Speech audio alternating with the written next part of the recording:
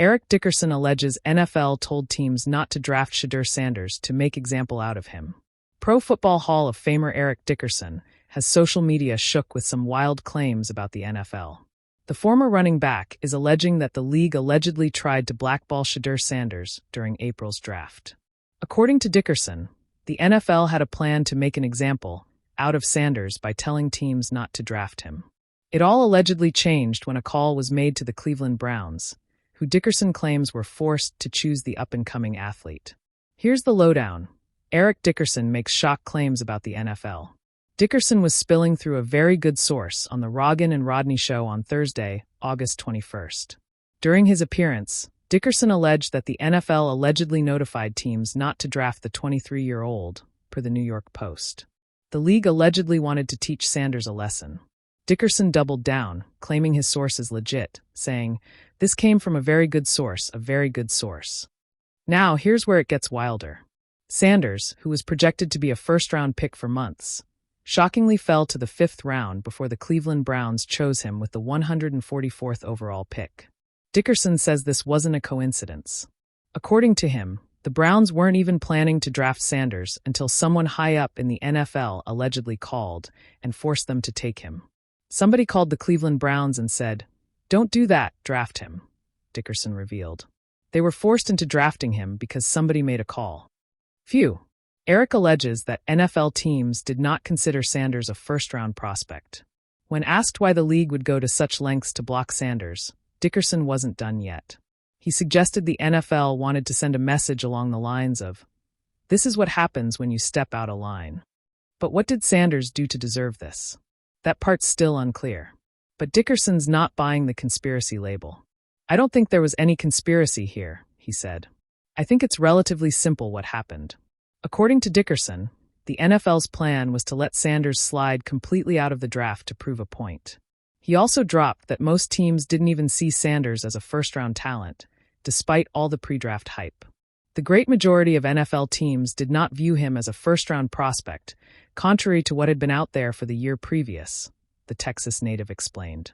He added that once you miss the first round, quarterbacks rarely go in the second or third rounds, which makes Sanders' 5th-round slide even shadier. So, was this a setup, or did teams just not rate him? The NFL has yet to respond to Dickerson's bold claims. What Shedeur Sanders said after being chosen by the Browns. After being selected by the Browns, the young QB kept it classy, but didn't shy away from addressing his draft fiasco.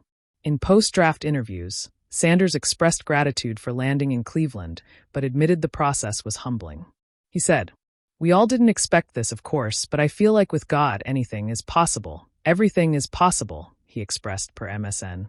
"I don't feel like this happened, for no reason. All this is, of course, fuel to the fire. And under no circumstance, we all know this shouldn't have happened. But we understand. We on to bigger and better things. Tomorrow's a day. We're going to be happy regardless." Legendary. Sanders also ready to let his performance on the field do the talking. And while he hasn't directly addressed Dickerson's allegations, social media has been busy reacting to the report, and the roomies are not happy. Social media reacts to Eric Dickerson's allegations. Over in the comments section of the Shade Room's post, the reactions were loud, to say the least. Peep some of the roomies' reactions below. They say the draft is a ledger. Numbers in neat columns, tape logged and timestamps noted, the sum of a lifetime reduced to a list. But ledgers have margins, and in those margins gossip grows like ivy, slow at first, then everywhere. Tonight a voice with decades of stadium dust in it leans into a microphone and drops a sentence that stains. Don't draft him. Make an example. It lands like a stone through glass. It is a small thing and a big thing at once. A sentence spoken in a studio that spreads through corridors and inboxes like weather.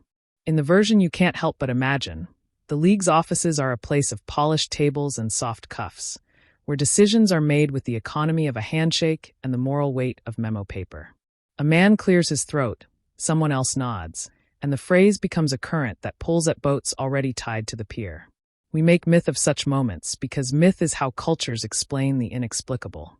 There is a theater in which institutions instruct and young men are taught to bow, to learn the cost of being loud or different or, worst sin in the old grammar, thinking you are more important than the institution that feeds you. The draft's bright lights, in this telling, become a classroom and the draft board a ruler. But creativity wants the scene behind the headlines, the human moments that gossip drags into its wake. Picture Shedeur alone in a hotel room the morning after. The television is a rectangle of muted noise. The city outside has not yet learned he exists. He scrolls through articles and clips, reading the allegation as if it were an unfamiliar language. He remembers his father's voice as easily as he remembers the playbook, a blend of patience and thunder. The rumor cuts into him like cold water. Talent is something you can measure on a stopwatch. Humiliation is something that lodges in the ribs. Across town, inside the glass of a draft room, men in sweaters and suits shuffle draft cards like tarot. Some of them have watched his tape and seen mechanics, so clean they seem to be measured by laser. Others have seen a headline and learned to read fear in other people's faces. Power is practical here. If someone with a title whispers, "Make an example," then the example takes shape like an opera set, deliberate, heavy, impossible to ignore. The imagination wants to stage the moral argument. What is an example but a lesson taught with performance? Something the powerful do so everyone else learns. If this were theater, the league would be the antagonist wearing a savior's mask.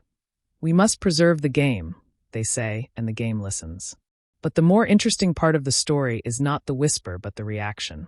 The townspeople, coaches, scouts, analysts, fans, each choose the version of the truth that keeps them warm at night. Some shrug, some murmur agreement, some push back so loud the rumor rattles its own teeth. There is a scene that opens quietly. A veteran scout, eyes like paper maps, watching Shedeur's college tape in a dim office. He leans forward not because a man in a boardroom told him to, but because his eye is honest. He sees a tight spiral, a rhythm that suggests work and work alone. He places a call to a general manager and speaks with the simplicity of someone who has spent his life measuring things that matter. In his voice is a small rebellion, metrics, ledgers, tape. The rest is theater. And then there is the public theater, the talk shows and timelines where sentences echo and reverberate. When the allegation is spoken aloud, it becomes a coin with two faces. One side says power, the other says resilience. A player,